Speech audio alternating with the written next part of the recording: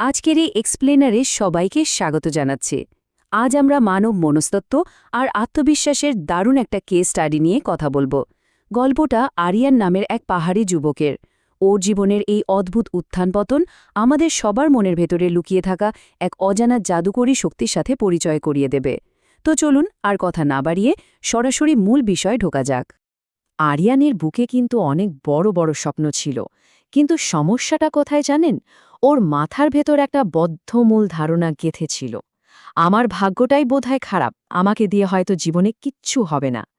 Just ভাবুন, পাহাড়ি গ্রামের এই ছেলেটার ভেতরে সফল হওয়ার তীব্র একটা আগুন থাকা সত্ত্বেও কেবল বারবার ব্যর্থ হওয়ার এই ভয়টা ওকে আক্ষরিক অর্থে পঙ্গু করে রাখত।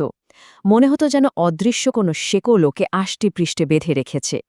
আমাদের প্রথম পর্ব, নেতিবাচক চিন্তার বোঝা। এখানে আমরা দেখব কিভাবে ভয় আর ব্যর্থতা একটা সেলফ ফুলফিলিং প্রফেসি বা স্বতঃস্ফূর্ত ভবিষ্যৎবাণী হিসেবে কাজ করে। দ্বিতীয় পর্ব, বৃদ্ধের জাদুকরী পাথর। গল্পে ঠিক এই পর্যায়ে এসে এক জ্ঞানী বৃদ্ধ আরিয়ানের অন্ধকার জীবনে হঠাৎ করেই এক চিলতে আসার আলো নিয়ে আসেন। ওই বৃদ্ধ আরিয়ানের হাতে একটা স্বচ্ছ কাঁচের টুকরো ধরিয়ে দিয়ে বললেন, দেখো, এটা কিন্তু যে সে পাথর নয়। এই পাথর যার কাছে থাকবে সে জীবনে যা চাইবে তাই পাবে। তবে হ্যাঁ, একটা খুব কড়া শর্ত ছিল, পাথরটা সবসময় পকেটে রাখতে হবে, আর এর জাদুকরী ক্ষমতার ওপর 100% বিশ্বাস রাখতে হবে। মানে আসল ট্রিকটা ছিল ওর মনের ভেতর এই চরম বিশ্বাসটা গেঁথে দেওয়া যে হ্যাঁ, এখন আমার পক্ষেও সফল হওয়া আসলেই সম্ভব। পর্ব ৩, বিশ্বাস ও অভাবনীয় সাফল্য। চলুন দেখি কিভাবে সবকিছু একদম জাদুর মতো বদলে গেল। আরিয়ানের মানসিকতার এই অবিশ্বাস্য শিফট বা পরিবর্তনটা কিন্তু দারুণ ইন্টারেস্টিং। একটু খেয়াল করলে দেখবেন, একসময় যে ছেলেটা ব্যর্থতার ভয়ে রীতিমতো কুঁকড়ে থাকত, যার কাছে নতুন কিছু শুরু করাটাই ছিল আতঙ্কের, সেই এখন বুক ফুলিয়ে বিশ্বাস করছে, আমার কাছে জাদুর শক্তি আছে, আমি কোনোভাবেই হারব না। একটা সামান্য বাহ্যিক বস্তু কিভাবে মানুষের ভেতরের পুরো মাইন্ডসেটটাকে একেবারে উল্টে দিতে পারে, এটা তার একটা ক্লাসিক উদাহরণ। এর সবচেয়ে মজার দিকটা হলো, এই যে মনের ভেতর একটা পরিবর্তন এলো, তার কিন্তু একদম চাক্ষুষ বাস্তব ফলাফলও দেখা গেল। যে কাজগুলো আরিয়ানের কাছে আগে পাহাড় সমান কঠিন মনে হতো, সেগুলো হঠাৎ করেই যেন একদম সহজ হয়ে গেল। শুধু কাজই না, ওর হাঁটা চলা, কথা বলার স্টাইল, সবকিছুতে এক অদ্ভুত অনস্বীকার্য আত্মবিশ্বাস ফুটে উঠল। মানুষের ভেতরের বিশ্বাস যখন শক্ত হয়, তখন তার বডি ল্যাঙ্গুয়েজও যে কতটা বদলে যায়, এটা আসলে তারই প্রমাণ। আর পুরো প্রসেসটা যে কি অবিশ্বাস্য স্পিডে ঘটেছিল, তাই এই টাইমলাইনটা দেখলেই বুঝতে পারবেন। প্রথমে জ্ঞানী বৃদ্ধের সাথে দেখা হওয়া, এরপর সেই স্বচ্ছ পাথরটা হাতে পাওয়া, তারপর মনের একদম গভীরে তুমুল আত্মবিশ্বাস জেগে ওঠা, আর সবশেষে খুব অল্প সময়ের মধ্যে ব্যবসায় অভাবনীয় সাফল্য। মানুষের কোর বিলিফ সিস্টেম বা মূল বিশ্বাসটা একবার বদলে গেলে রিয়ালিটি বা বাস্তবতা কত দ্রুত বদলাতে পারে, এটা একেবারে হাতে নাতে প্রমাণ। পর্ব ৪, মোহভঙ্গ এবং আসল সত্য। এবার আমরা পৌঁছালাম সেই চরম নাটকীয় মুহূর্তে, যখন পাথরটা ভেঙে যায়। কৃতজ্ঞতা জানাতে যাওয়ার পথেই ঘটল এক বিশাল বিপত্তি। আরিয়ানের পকেট থেকে পাথরটা মাটিতে পড়ে একদম টুকরো টুকরো হয়ে গেল। আরিয়ান যখন আঁতকে উঠে নিচু হয়ে ভাঙা টুকরোগুলোর দিকে তাকালো, তখন সে এক ভয়ানক সত্যির মুখোমুখি হল। ওই জাদুকরী পাথরটা আসলে একটা সস্তা, সাধারণ কাচের টুকরো ছাড়ার কিচ্ছু ছিল না। সেখানে আদৌ কোনো ম্যাজিক ছিল না, পুরো ব্যাপারটাই ছিল নিখুঁত একটা ইলিউশন বা বিভ্রম। তো এখন সবচেয়ে বড় প্রশ্নটা হলো, পাথর ভাঙার পর আরিয়ানের কি হবে?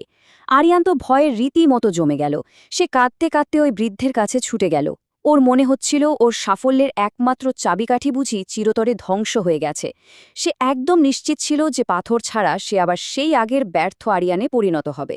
ওর এই প্যানিক করাটাই কিন্তু প্রমাণ করে যে সে তখনও নিজের যোগ্যতার চেয়েও ওই সামান্য বস্তুটার ওপর বেশি নির্ভরশীল ছিল। পঞ্চম এবং শেষ পর্ব, অবচেতন মনের আসল শক্তি। এখানেই আসল জাদুর রহস্যটা লুকিয়ে আছে। ওই বৃদ্ধ তখন খুব শান্তভাবে একটা যুগান্তকারী কথা বললেন। তিনি বললেন, জাদু তো ওই পাথরে ছিল না, জাদু ছিল তোমার নিজের চিন্তায়। হ্যাঁ, কাঁচের ওই সাধারণ টুকরোটা আসলে একটা প্ল্যাসিবো বা সান্ত্বনা হিসেবে কাজ করেছিল মাত্র। আরিয়ানের মনের ভেতর যে সচেতন সন্দেহ বা ডাউটগুলো ছিল সেগুলোকে বাইপাস করার জন্যই এই বিভ্রমটা তৈরি করা হয়েছিল। আসল জাদু সবসময় ওর নিজের ভেতরেই সুপ্ত ছিল। বৃদ্ধ ঠিক এই সাইকোলজিক্যাল মেকানিজমটাই খুব সুন্দর করে বুঝিয়েছিলেন। প্রথম ধাপে যখন কেউ দৃঢ়ভাবে বিশ্বাস করে যে সাফল্য অর্জন করা আসলেই সম্ভব, দ্বিতীয় ধাপে এই বিশ্বাসটা আমাদের সাবকনশিয়াস বা অবচেতন মনকে পুরোপুরি অ্যাক্টিভ করে দেয়, আর তৃতীয় ধাপে গিয়ে আমাদের মন আর শরীর একসঙ্গে মিলে সেই অনুযায়ী বাস্তব পদক্ষেপ নিতে শুরু করে। আমাদের চিন্তাভাবনা যে সরাসরি আমাদের অবচেতন মনকে নিয়ন্ত্রণ করে আর শেষমেশ আমাদের কাজকে প্রভাবিত করে, এটা তারই অকাট্য প্রমাণ।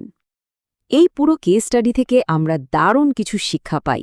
১ নম্বর, মানুষের আসল শক্তি তার নিজের ভেতরেই থাকে, বাইরের কোনো জাদুকরী বস্তুতে নয়।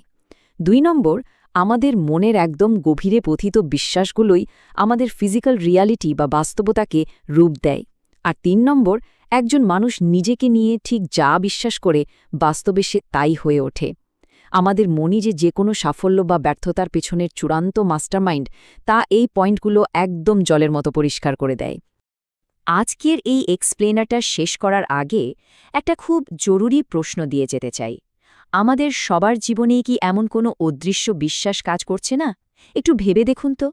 কিছু বিশ্বাস হয়তো আমাদের সামনে এগিয়ে যাওয়ার জাদুকরী পাথর হিসেবে কাজ করছে, আবার কিছু নেতিবাচক বিশ্বাস হয়তো অদৃশ্যে আমাদের সাফল্যের পথে বিশাল দেয়াল হয়ে দাঁড়িয়ে আছে। তাই নিজেদের ভেতরের সেই অদৃশ্য বিশ্বাসগুলোকে খুঁজে বের করে সেগুলোকে পজিটিভ দিকে কাজে লাগানোই হলো সত্যিকারের ম্যাজিক। আজকের পর্ব এখানেই শেষ করছি। আশা করি এই আলোচনা আমাদের সবার চিন্তার জগতে নতুন একটা জানালা খুলে দেবে।